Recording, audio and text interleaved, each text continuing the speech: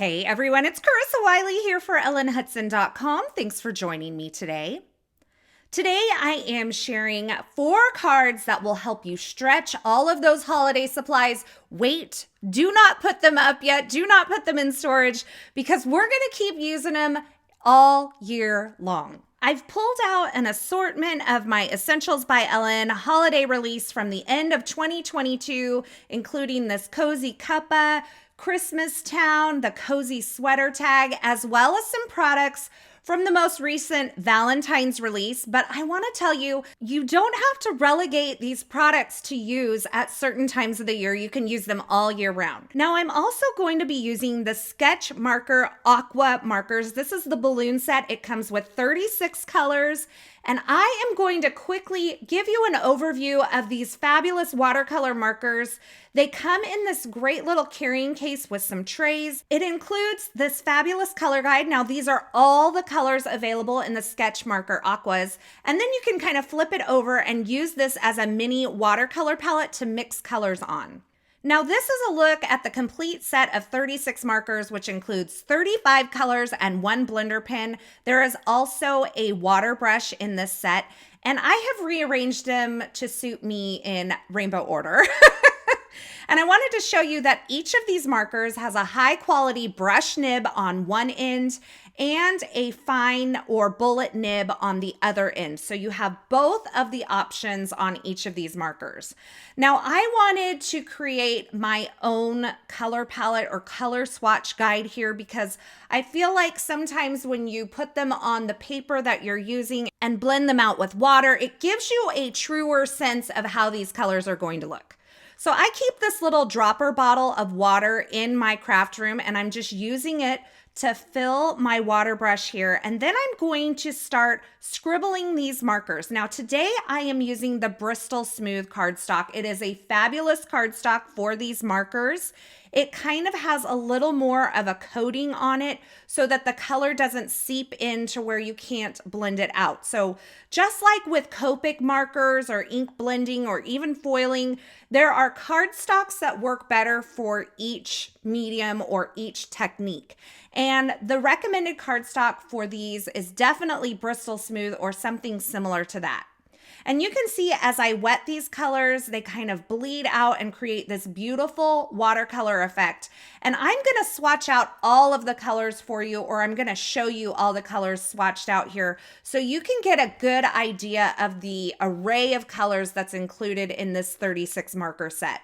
Now, all in all, there are 72 colors total, and I think that this color palette is really well put together. You've got some great pinks, oranges, yellows, greens. It goes all the way into the grays, and you can see here are all of my colors, and I've gone ahead and labeled them. And at the top of this, I'll just kind of indicate that these are my Sketchmarker Aquas.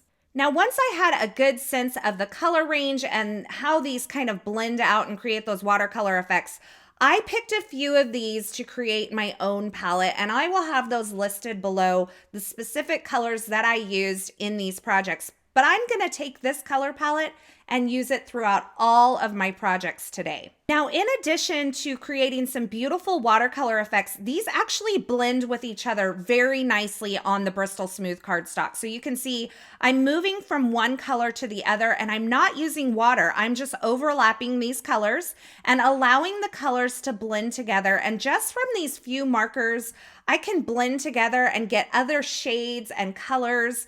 Just like you would blend through the rainbow, that's what I'm doing here. So I'm allowing things to kind of overlap. I'm cleaning off the nib if it gets a little bit of the other color on the nib, but these blend out really great. And I think that first little W or whatever it is up there, I was just doing kind of a zigzag, is a good representation, but an even better representation is me just scribbling them out on this Bristol Smooth cardstock and kind of blending them into each other. Now, I really like the brush nib on these. They seem nice and sturdy and durable, but they do have some flex in them, so you can get some nice thicks and thins as well.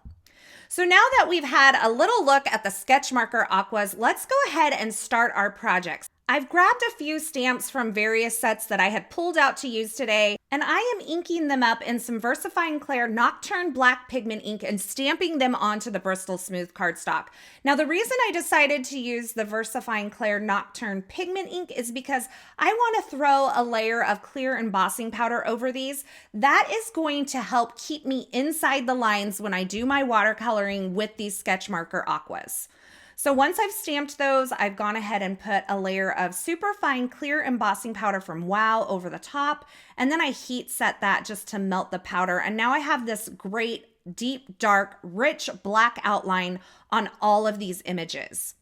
So for this mug, I thought it would be fun to take it, and it would be fun in a solid color as well, but there would be nothing like a rainbow striped mug to get me going in the morning. And so I'm going to use some of the colors that I've picked out here in my palette, and I'm just swiping a little bit of color starting at the left and kind of moving about halfway to 2/3 over across the mug. And then I'm going to take the water brush and just kind of blend these out and create these really beautiful watercolor stripes across this mug. And you can see that as I add the water to the color, it just bleeds out really nicely. I'm using a microfiber cloth to just dab off any excess water or to clean my brush after I'm moving from one color to the other. I don't want to contaminate the next color. So I'm just kind of squeezing out a little bit of extra water, tapping it on that microfiber cloth. And that's really going to keep me from contaminating the next stripe.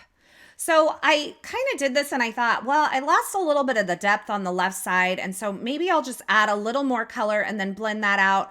And I wasn't loving it, so I didn't continue it, but it is definitely something that you can build the color up on with these markers and just kind of blend it out a little bit more. Now I'm going into this mailbox image, which is from the Hello, I Love You stamp set, and I'm adding a little bit of color to the envelopes as well as the mailbox. I have this really beautiful vermilion color, which is kind of a corally red, and I absolutely love this color. If you've been around long, you know I'm a sucker for pinks and corals and greens, and I think this color palette in the Sketchmarker Aquas, it really just suits me because there are all of those colors contained plus more. So now that I've added that little bit of color, I'm going for a really loose watercolor look here. So I'm just kind of taking my water brush and pulling out that color and allowing it to blend into the center of the image. You can see I didn't use much of the marker on this image at all, but I am able to pull it out and create this really beautiful watercolor effect with just a simple water brush. Now keep in mind, there is a blender pen in the set as well, so you could use that if you want to have a little more control over how much water you're using, or you could also use just a damp paintbrush with some water if you're more comfortable with that. Now, occasionally you'll see me tap that water brush on the back of my hand, and what I'm doing there is just really testing out how much water is on the brush so that I make sure that I'm not flooding my image. Now, once I have these colored with those Sketchmarker Aquas and it all blended out, creating these beautiful watercolor effects, I lined up the coordinating dies and I die cut these images using my Gemini Junior. And then I went back and stamped the whipped cream for this mug. I used some of the beige color in the Sketchmarker Aqua to add a little bit of shading to it. I die cut that out and then I slipped it into the slit on the mug. So I've used those Sketchmarker Aquas to kind of color in an image. Now I'm going to use them to stamp. And so what I've done is I've taken and I've used that cozy sweater tag to die cut some Bristol Smooth cardstock. And I'm going to make this a short sleeve t-shirt so that it will go throughout the year. And I am going to actually stamp this heart from the Big Love stamp set onto the front of the t-shirt, but I wanted it to have kind of this tie-dye effect. So what I'm going to do is I'm going to take my Sketchmarker Aquas and I'm going to color directly on the stamp and then spritz it with a little bit of water and stamp it onto my project. And this is going to give me that tie-dyed, watercolored stamped image effect. It is so much fun. You can see I'm actually mixing a few of the colors directly on the stamp. Don't worry, you're not going to mess anything up. These are a water-based marker, and if you do get a little bit of pink on the yellow or something like that, you can just scribble it off on a piece of scrap paper. and clean off that nib. So once I have the colors on there, I'm just taking a spray bottle of water and spritzing my stamp, just kind of a medium spritz, not too light, not too heavy. You don't want it dripping everywhere. And I'm gonna stamp that down onto my little t-shirt that I created and give it a moment to kind of absorb into the paper. And then when I lifted it up, there was a little spot that had just a little bit of excess water, so I just dabbed that up. Now I wanted the colors to be more intense, so I'm going back in with my Sketchmarker Aquas directly onto the stamp. I'm gonna put more color on there. I'm gonna spritz it again, just a light spritz this time. Stamp it directly in the same place using my Mini Misty. I'm gonna give it just a few seconds to allow some of that color and water to absorb into the paper. And then I'm gonna lift it off, and if there's any areas of kind of mud, I'm just gonna dab those up again.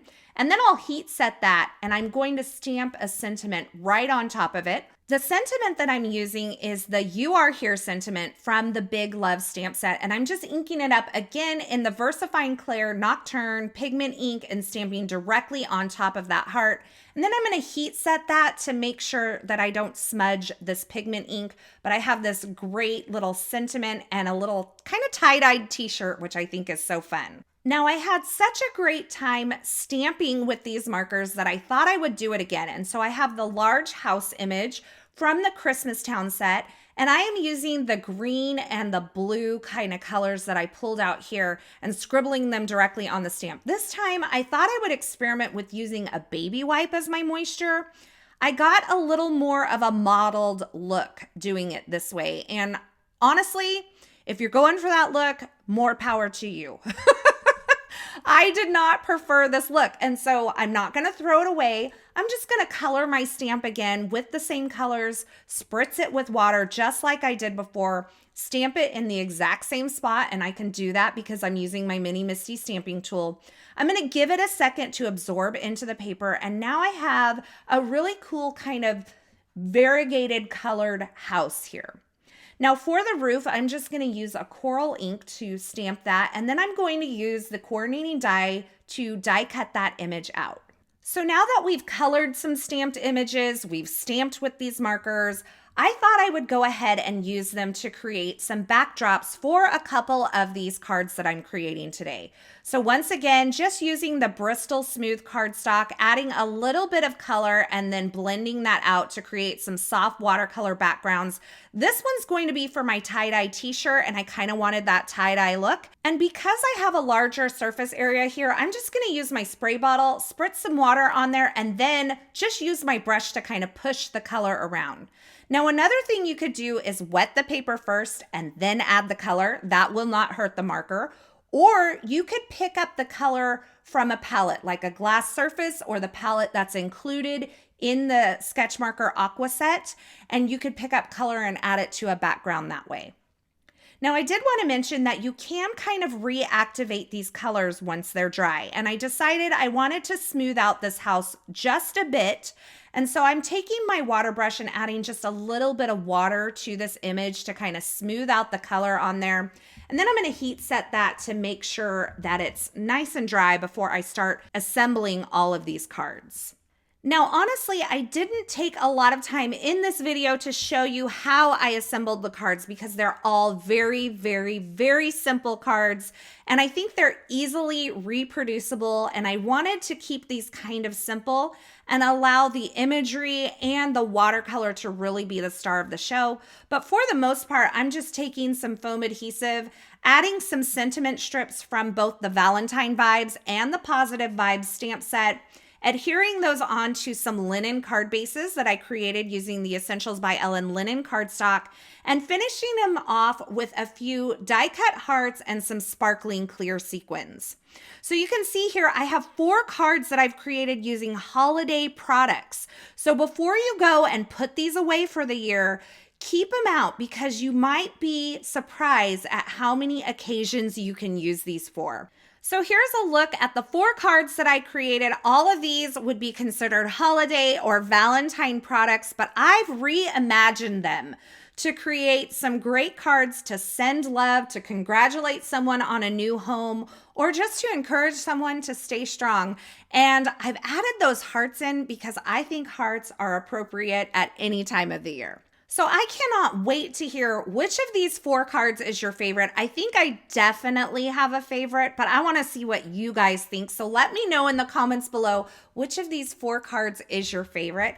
As always, I will have links to the featured products used in these projects in the description at YouTube. So if you're looking for something in particular, be sure you check there. Or you can head on over to the coordinating blog post. I'll have that linked in the YouTube description below as well. Over there, you're going to find more still shots, more information, and a complete list of supplies.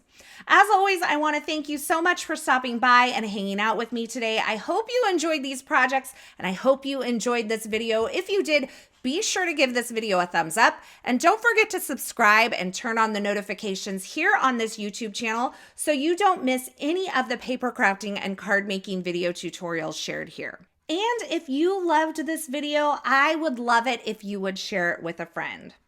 Thanks again for watching, and until next time, I hope you have a fabulous day.